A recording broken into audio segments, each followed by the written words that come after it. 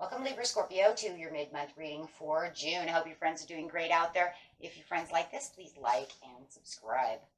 Okay, friends. This reading is for the 21st through the 26th. Let's see what's going on with you. Getting out the best message.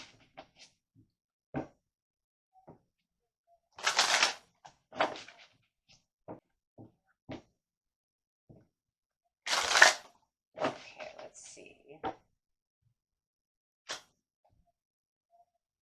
Well, getting past the heartache and the loss. Okay, so whoever hurt you or whatever sadness and disruption and hurt that you're going through, could be a separation, any kind of heartache and loss, we'll just leave it there. You were definitely starting to get past this at this time. It's showing that it is, you're kind of walking out of it, right? Kind of setting it aside, moving past it, healing from it. It says you're kind of in the knowing that you're getting a better understanding of the situation and can clearly see, that you're not going to self-sacrifice for this person anymore, or keep yourself in this energy anymore. The waiting game is upside down, so it's saying it is time to start moving ahead. Temptation, suffering in silence. I'm not sitting there anymore. Yeah, the emotional loss. So whatever emotional loss that you're getting past, could be this person. We'll clarify a little bit more. However, there is a healing process going on. Everybody's story is a little different at this time, but whatever it is that's going on, I do see that there could be a little bit of obsession going on within the situation. The obsession could have been the obsession of the excessiveness of holding on to something, holding on to the pain, holding on to the loss. And now you're clearly noticing that you're going to, allow this to kind of go, right? Healing from this. So there's definitely a healing process going on over here about the situation. With the King of Cups, over emotion, a little bit of disappointment with the King of Swords. So if you were dealing with a Pisces, doesn't have to be, or an Aquarius, we'll say Pisces for now. Take it how it resonates. You're definitely getting over these emotional states of the situation. Not offering yourself any more excessive depression or disappointments about the situation. So definitely having better understanding to what's going on with the situation, and not keeping yourself kind of locked up and against a wall, right? With the self-sacrifice, you're saying, I'm not sacrificing anything. If you were sacrificing something for someone and they just keep hurting you and hurting you, you're not doing that anymore.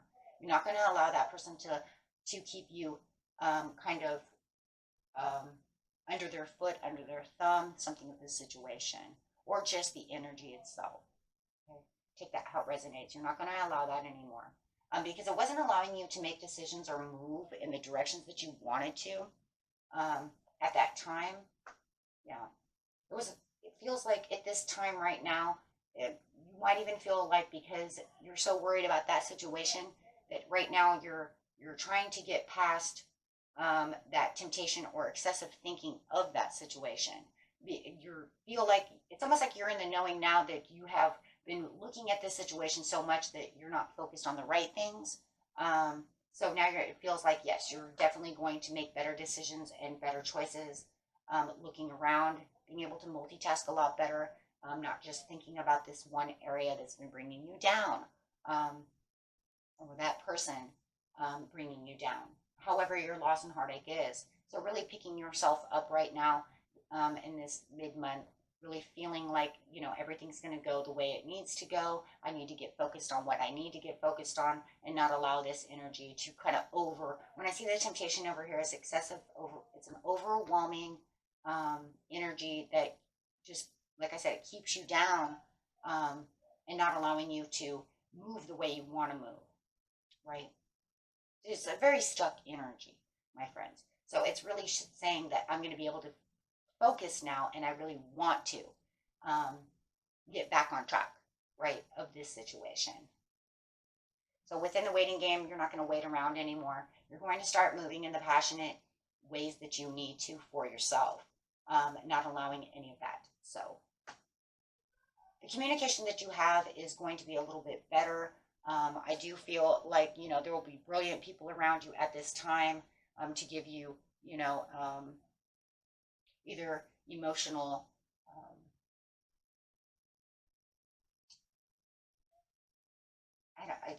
support. That's a good way of saying it. Emotional support. That's the best way I can say that. And really guiding you and pushing you and helping you push, right, towards the next level. I also see you, though, also, getting your mind back on track to start thinking more knowledgeable and more business-like. For a lot of you, you might have kind of lost touch with doing business or things like that. You know what I mean? So you're definitely going to start connecting to that.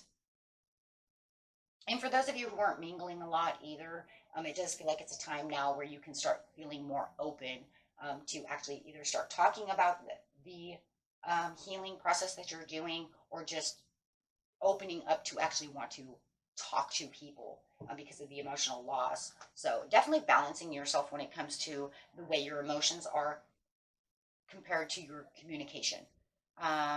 So there's going to be a lot of contemplating your future goals and stuff like that coming back around. So like I said, because now you're getting back to the place where you're like, okay, I can't have myself over here all the time. I need to really step out of the box and really get back on track. So really finding yourself, getting back to recognition and reward for yourself of where it is you're really wanting to go, using your intuition about the situation, and really starting to plan your seeds of where you feel this is what needs to happen.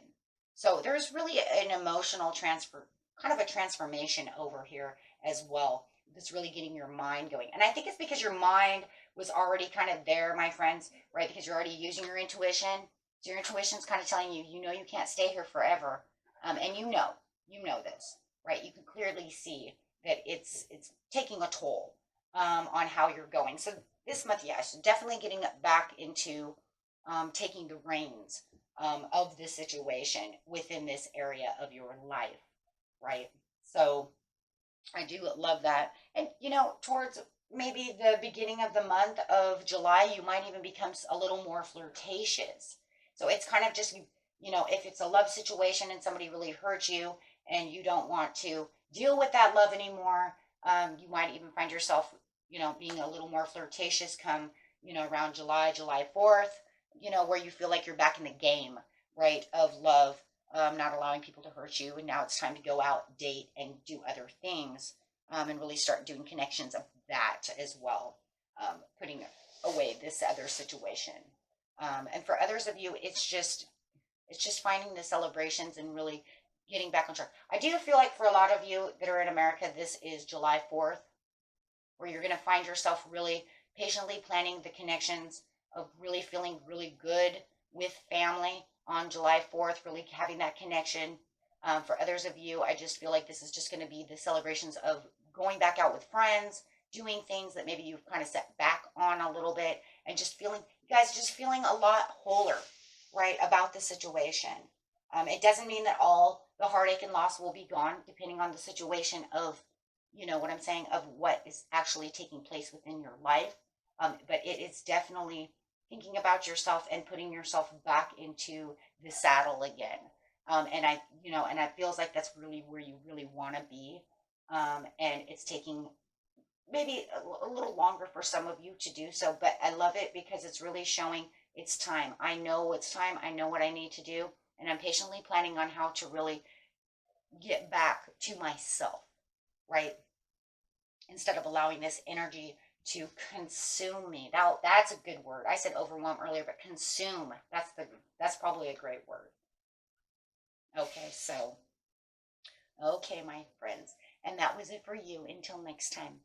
Peace and love. Bye-bye.